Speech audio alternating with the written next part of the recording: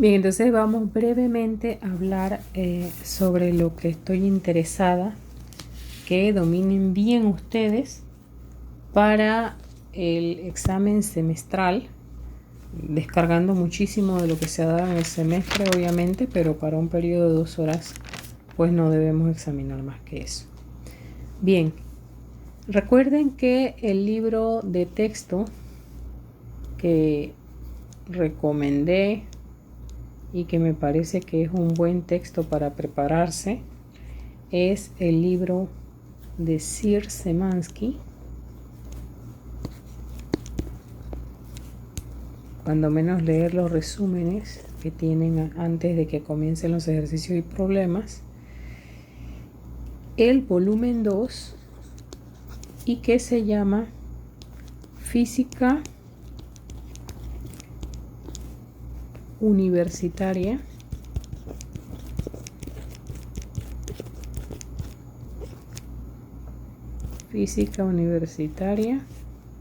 con física moderna.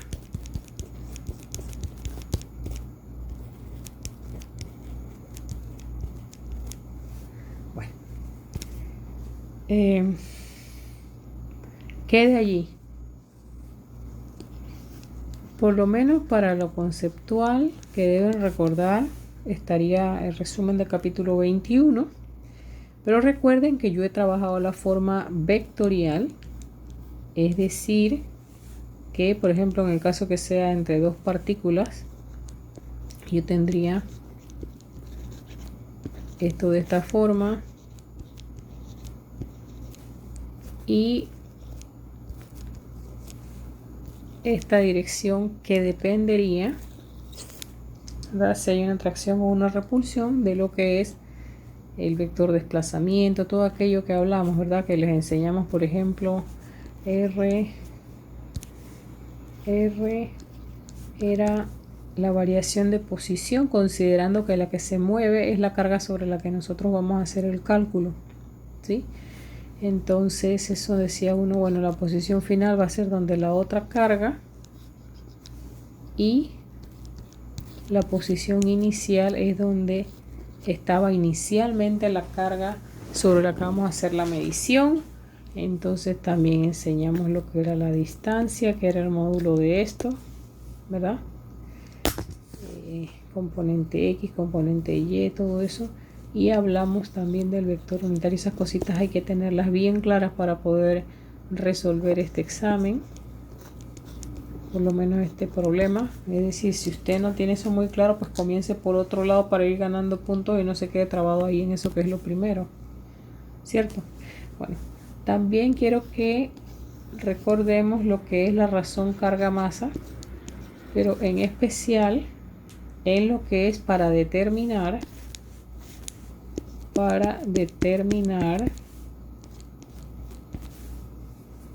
digamos, la trayectoria que llevaría una partícula negativa obviamente hacia la positiva, hacia la placa positiva, y una partícula positiva lógicamente hacia la placa negativa. Pero quiero que estudien cómo hacemos con la razón carga-masa para determinar un cuadro cualitativo de quién llega primero, por ejemplo, a qué placa, ¿sí? Estas cosas, pues la teoría del capítulo 21 debe servirnos bastante bien.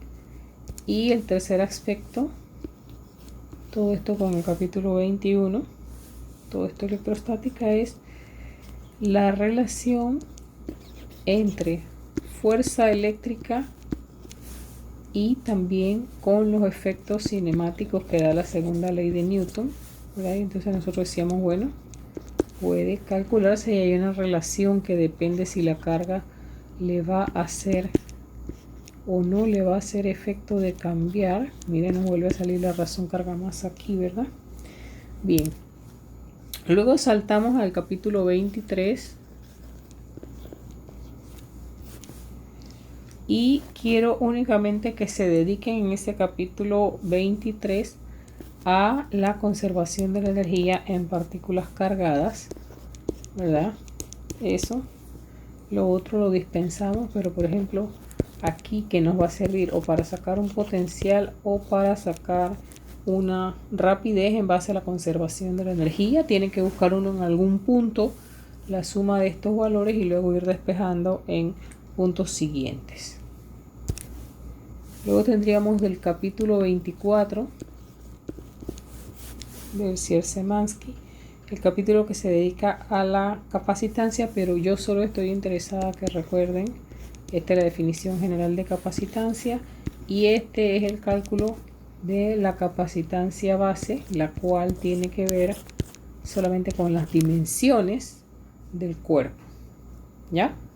Pero cuando uno relaciona la capacitancia con la fundamental, se da cuenta que se relaciona, valga la redundancia, con la constante dieléctrica y que esa constante dieléctrica, así como va a ser una relación entre capacitancias, también va a ser una relación entre cargas, también va a ser una relación entre permitividades, y en el caso de estas tres la relación es directa, pero con el potencial la relación es inversa, es decir, fíjense que las otras todas tenían v sub 0 en el tenían la variable sub 0 en el denominador, esta la tiene en el numerador y también lo tiene en el numerador la de campo eléctrico, así que son inversamente proporcionales con ella. Problemita de eso viene, ¿sí? El capítulo 25 lo digo principalmente para que estructuren su tablita de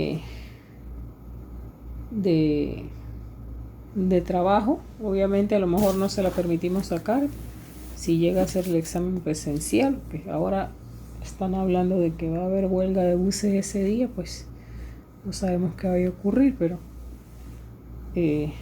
si la tiene en su casa y llega a hacer el examen en su casa, por lo menos en las prácticas ustedes deberían tener eso ya acomodado y no comenzar a buscar izquierda, derecha, subir, bajar.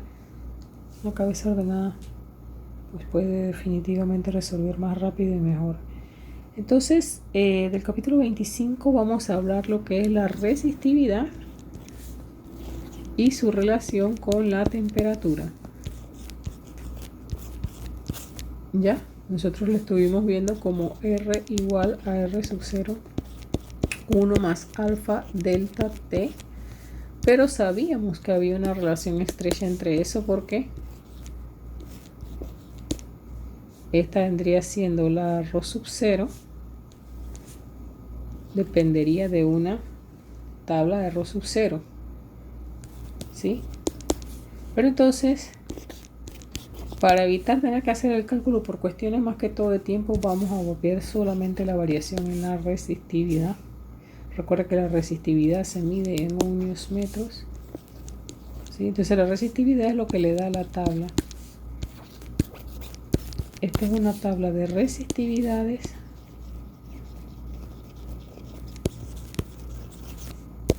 y esta es una tabla de coeficientes de temperatura. Bueno, de los circuitos como tales vamos a poner mixto resistivo, muy parecido al que viene en el parcial, mixto resistivo, con los truquitos que hemos estado dando. Eso vendría estando también en el capítulo 26. Kirchhoff por igual, circuito Kirchhoff,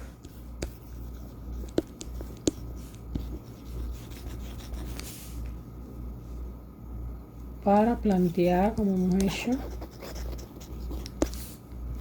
ecuaciones de nodo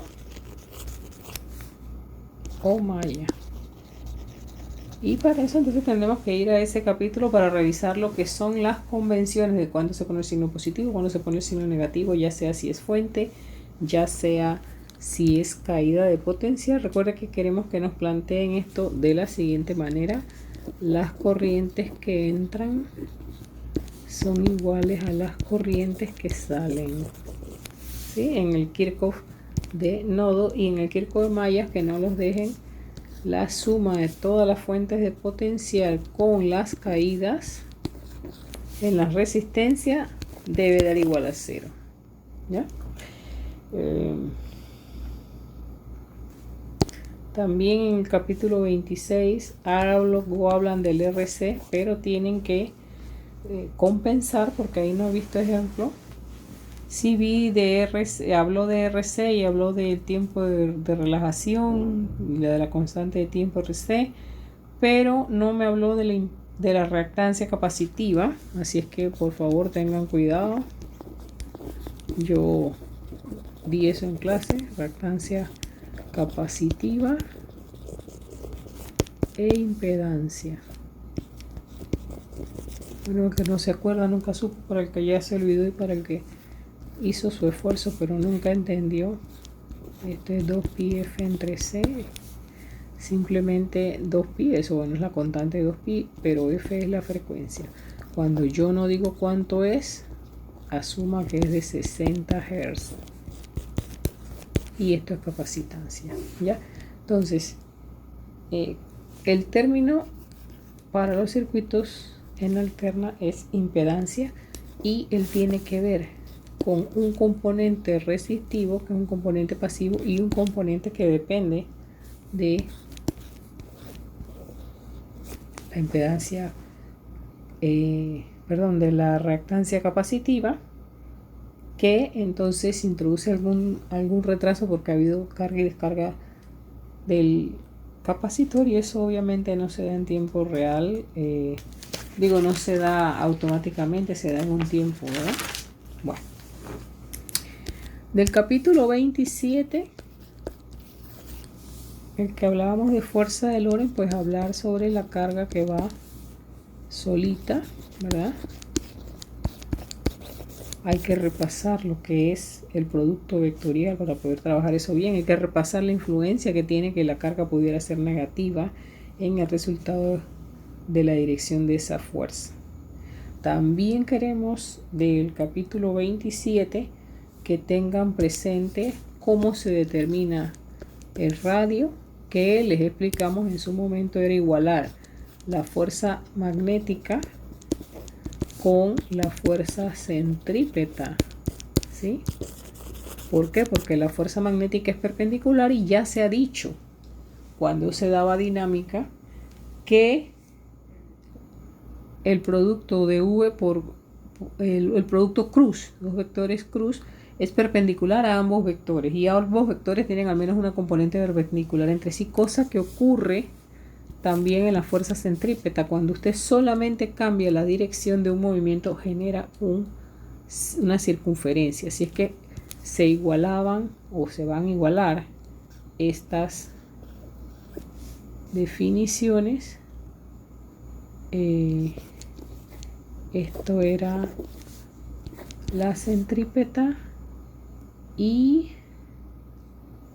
esta otra era la de Lorentz. Entonces de ahí se despeja el valor del radio, ¿sí? Que es lo que le vamos a preguntar.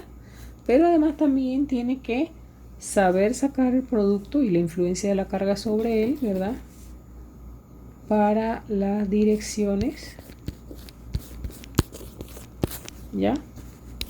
Para esa dirección donde va a estar influyendo, porque es un producto cruz, y entonces usted me va a poner, digamos, la dirección original de la partícula, y como si fuera una agujita de reloj que va a estar empujando la fuerza resultante de ese producto cruz, más considerar también el cambio de signo si fuera negativo, ¿ya?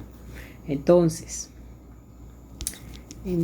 usted tiene que saber la dirección del vector de fuerza para poder hacer esto y decirnos, bueno, es que esto va a ser un giro antihorario o va a ser un giro horario. O sea que aquí tiene que aplicar dos veces el producto vectorial, uno para calcular la fuerza y la otra para ver esa fuerza que le hace a la trayectoria que tenía esa partícula cargada. Y finalmente se llega al capítulo 28 y vamos a trabajar únicamente el caso del conductor infinitamente largo. Ya dijimos que ese infinito es bastante relativo, pues simplemente le llamamos a algo que nosotros no podamos medir, le llamamos infinito, pero no es porque realmente sea infinito.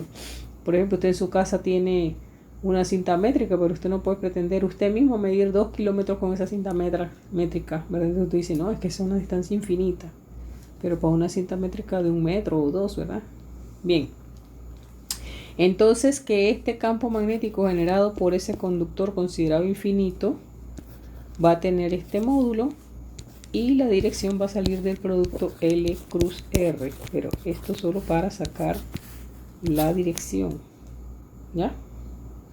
Y finalmente también del 28, que ya fue el último capítulo que se dio, la relación F entre L entre dos conductores, en la cual nos dicen, bueno, va a ser mu sub 0 por el producto de las corrientes entre 2 pi R, pero van a acercarse si van en el mismo sentido de esas corrientes, es decir, las dos irían a la derecha o las dos irían arriba o las dos irían hacia adentro, no importa.